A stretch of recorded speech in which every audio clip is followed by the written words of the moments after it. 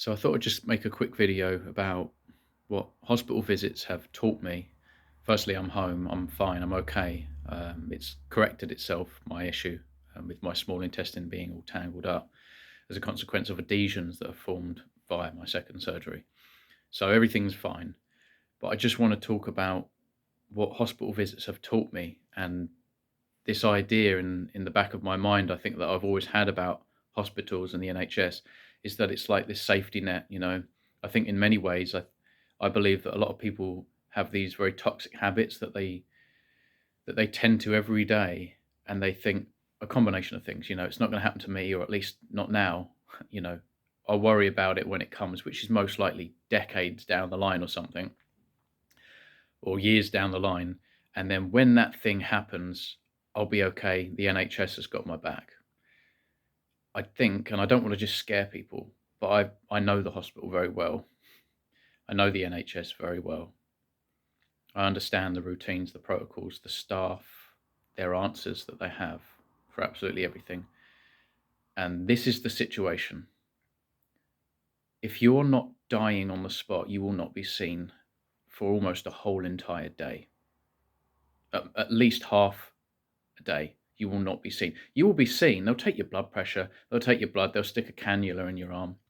They'll have you sit down in different waiting rooms for hours on end, and they will offer you food. Do you want a sandwich with everything in it? When I say everything, I mean poison. Would you like a biscuit? Tea, coffee, biscuit, tea, coffee, biscuit, blood pressure, tea, coffee, biscuit, blood pressure, no sleep because we'll come round. If you're staying overnight, we'll check your blood pressure, we'll take your bloods. Do you want another biscuit though? This is the situation. Now, some of those people in the hospital, the nurses, beautiful people, lovely intentions. I'll see if I can pop this picture up in this moment in the video. This guy that I recognized him, he saw me and he smiled, and he's just got this massive, happy looking smile. He's so happy and a real wonderful human being. And these people, they are not responsible for this mess. They have nothing but good intentions, but they're working underneath a system that is broken. And, it's the healthcare system in general. But all I know, obviously, first-hand experience-wise, is the NHS. And unfortunately, it's a shit show. Pardon my French. It's not working, and nobody's seen. I've witnessed people having minor heart attacks in front of me in the waiting room, and they're not being seen. And then they'll go and have a CT scan hours later. It's hours. It's so casual there. It's just unreal. Hours and hours later, because we're all waiting for the one person that can help us. Help us. Really, my last stay there was because I needed a scan. I wanted answers. What's happening with me? Because I know what I'm eating isn't the problem. What's happening with me? It has to be to do with the surgery. Lo and behold, yeah, absolutely. As a consequence of having 2 abdominal surgeries, now you've formed adhesions, and that's strangling your small intestine. It's nothing to do with diet. It's everything to do with surgeries, and we want to avoid surgeries. Surgeries are there when they're absolutely necessary. Hypothetically, I don't own a bike, but if I fell off my motorbike, great, the hospital's there for me, right? Let's just hope that that person I need to see is available, or there's multiple people, so I can be seen urgently and not 16 hours down the line. Because every time I go to the hospital, you go through this triage process, and this process takes hours and hours and hours, and by the time you've actually been seen properly, as in while you're actually there, over half a day has passed, almost always. If it's bad, you're going to be staying there overnight. You'll be in agony in a waiting room somewhere, just waiting about 6 hours for your room to be ready, even though they told you that they've got a room for you. It's that crazy right now. There's about 1,000 people at any given time waiting to see one professional that can apparently help them, but their answers are always drugs and surgery, drugs and surgery. Do you want some more pain? They're happy to give you all the pain relief. Oh, we've got drugs, man. We've got drugs. Are you in pain? Would you like another paracetamol? Would you like some more morphine? Would you like another fucking biscuit? I'm sorry about I don't usually swear on my channel, but this is the shit show. That is the reality that we're living in, under this medical monopoly. It is unbelievable. And every time I come out of there, I almost regret going. But I needed an answer. I needed that scan. It's just unbelievable. I've seen so many things happen right in front of me, and I can't believe what I'm seeing.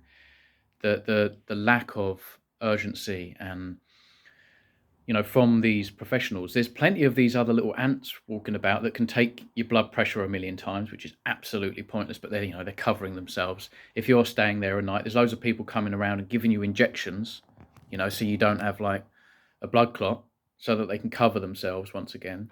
You've got to sign your life away on all these forms all the time. Drug surgery, and a biscuit.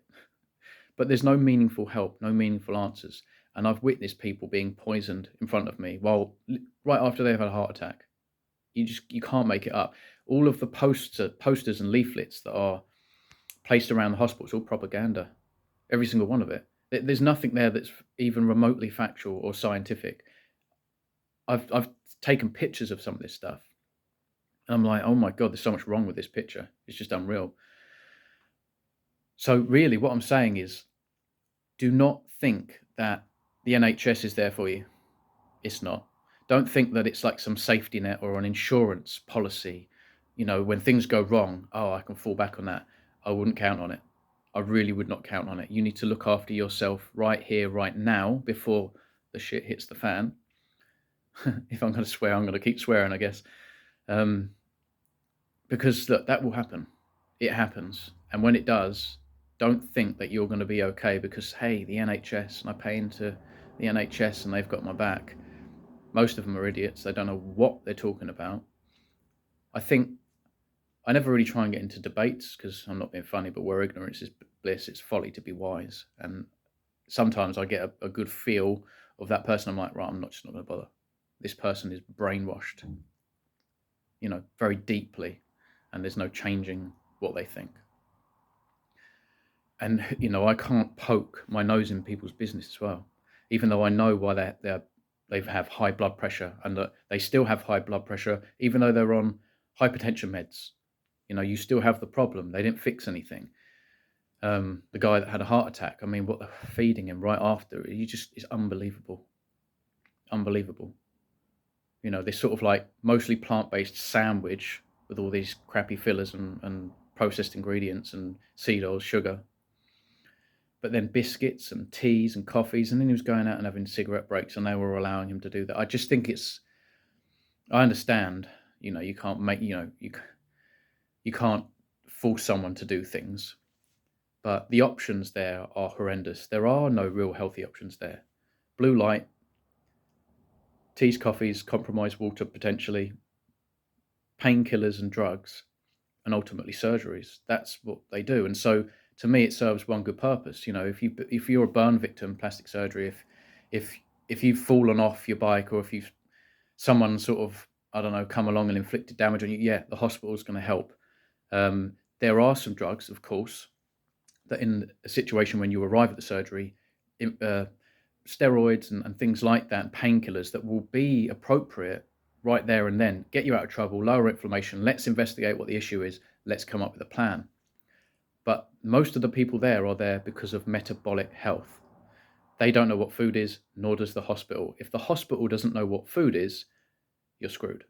Because when you're staying there, guess what's on the menu? Poison. That's it. There's no food on the menu. I couldn't even get butter on its own, right? And I never ever eat or drink anything that they have to offer, ever. For that reason, I have my family bring me in food every single time, and I get strange looks. Some people are more clued up. It's more often the nurses and not the doctors. They've obviously, completed their education. They know far better than me, who's just a window cleaner, right? But they're idiots. They still buy this, seed oils are good. They don't even bother to try and hide it. I've showed you on a previous video. They've just got on the list polyunsaturated fat spread, or whatever it's polyunsaturated spread, and toast. Really? Like, you're not exactly discreet, but I suppose if nobody knows what food is, then hey, I'll have the poly because it's got healthy choice written next to it. Oh, I better have that over the butter, right?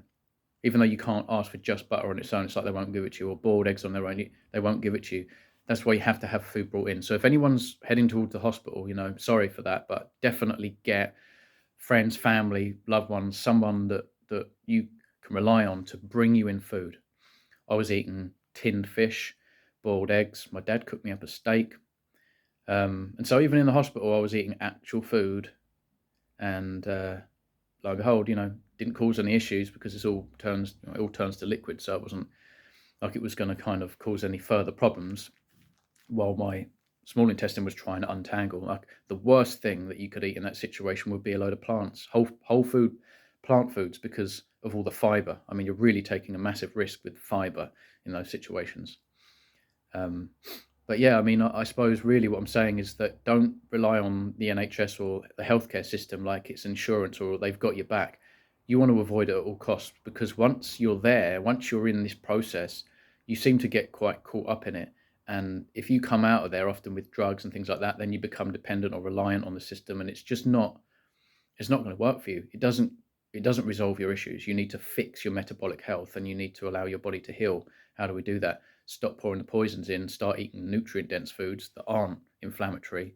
Rest, fast, sleep, natural light. Everything natural comes back to natural. And this is why this whole appeal to nature fallacy isn't a real fallacy. It's like, no, we're appealing to nature because it's natural and it's good for us. It's good for our genetics. It is compatible with genetics. It's not going against what we've been doing for hundreds of thousands of years. So, oh man, I mean, it's what I've learned is that when you go in there is just nothing but propaganda. There's nothing but lies and confusion. They don't know why the people that are there keep coming back, and they're no better, even though that they've been helped by the professionals there. And you go down to your doctors. Those people that go down to the doctors will never stop going to the doctors because they keep going back for more, and then the pains come back or the problem's still there, and so they up the dose. Their answer is just to up the dose to the thing that hasn't resolved the problem yet. Think about that. That's absolutely insane. That's the definition of insanity, right? So you need to stop eating poisons. I'm not saying come off your meds. If you're on meds, you need to monitor that carefully as you transition to a better lifestyle with your diet, especially. So what it's taught me really is that in most cases, it's a waste of time even going there. Unless you're in dire straits, I wouldn't even bother. Seriously, I've said this so many times since I've come back. That's why I couldn't believe I was going back there, but I had to get answers. I don't have the technology in my house. Eating steak's great, but eating steak's not going to kind of show me that there's a problem as a consequence of a surgery that man has performed on me because I was given the wrong advice by another man.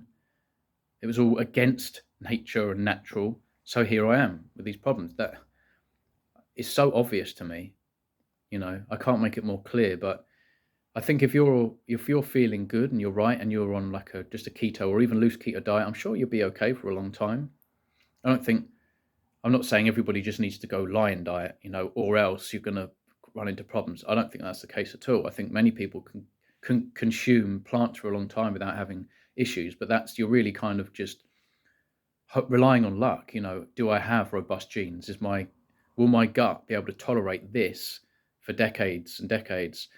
You're kind of taking a gamble. I would suggest, obviously, local, seasonal, and ripe plants if you're going to eat plants, but focus on red meat, eggs, fish, maybe dairy if you can tolerate. But play around with this, and you'll get your answers. I mean, you won't believe this, right? On my way back from the hospital, I was really, really hungry. I just so hungry. So I said to my mum, "Do you mind if we just pull in here and I'll grab some bits that are carnivore friendly kind of thing?" So I went in there and got some roast beef, some salmon. The thing is, right, it's smoked salmon, so I know it's farmed and they've been fed pellets. But I'm really hungry, and it's as clean as it's going to get. I found one without any sugar in it. It was just the fish and whatever they've been fed, obviously. Beef, butter, things like that, right? Just to have in the car on my way back. Anyway, I eat this salmon, right? I'm 90% of the way through, and my tongue starts to burn. It wasn't like super painful, but you got this strange sensation on your tongue like it's burning. That's simply from whatever that salmon was fed. That's how sensitive you become when you eat nothing but organic red meat and pastured eggs and wild fish and raw dairy in moderation. That's what I get. You know, if it's compromised, my body lets me know like that instantly, either on the palate or on my tongue, or if it's once ingested, I get sort of like a burn around the sort of like kind of solar plexus area of the digestive tract. But it's so interesting. But clearly, all this stuff, people are inert because they've been consuming this stuff for so long. They don't know, their bodies aren't in tune, and they're not. there's a level of inertia and momentum there with this toxic environment that the body's in, because you're always accommodating this crap. It'll be like someone coughing if they tried a cigarette first. Yeah, you're not supposed to do that. That's why you're coughing. Your body rejected it. But 10 years down the line, you're smoking 20 a day and you don't cough ever, until later down the line when you've got issues. But that, obviously, it's clear as day what's happened there. You've gone against your body. No baby, or let's just say a 5-year-old, give a 5-year-old a Brussels sprout, a cup of coffee, some dark chocolate. What 5-year-old's going to enjoy that and not spit that out and pull a funny face? None. But we get used to it, and now we like our Brussels sprouts, and I'm craving coffee, and it's absolutely crazy because our bodies never wanted it to begin with. It's inertia. We get used to it. This unpleasant sort of background sensation. You get used to it. Then all of a sudden you don't see it. You don't feel it. It's like it's non-existent, but it is. It's causing inflammation. So I can't believe I've been ranting for 16 minutes.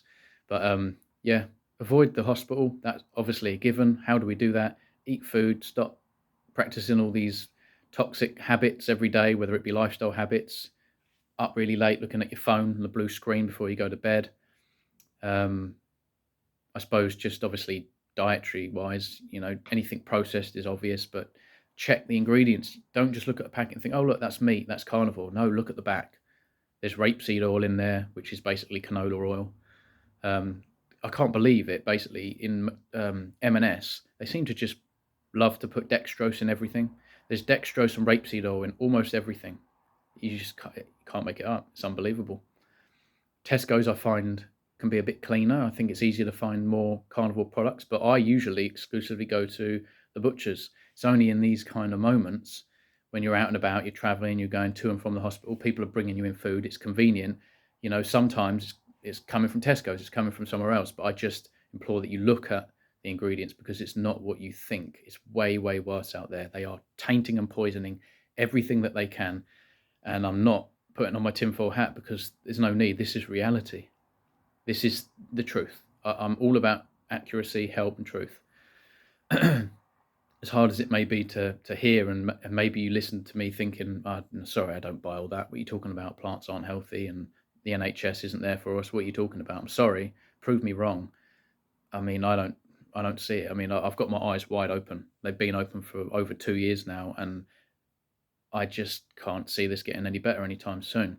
Look after yourself, because they cannot look after you for you. It gets very, very messy the moment you get caught up with this, and I hate the fact that I'm caught in this system, and I actually rely on bags being sent, right? These little bags that I have to wear and all this kind of stuff, and the spray, and I rely on the system so that I can continue to live, because but the system put me in this position now. So this is what I mean. You want to stay clear. You want to stay clear if you can, and just take care of yourself. I hope this video has helped, and well, I'll see you in the next one. Hopefully a bit more positive. And anyway, take care. Cheers.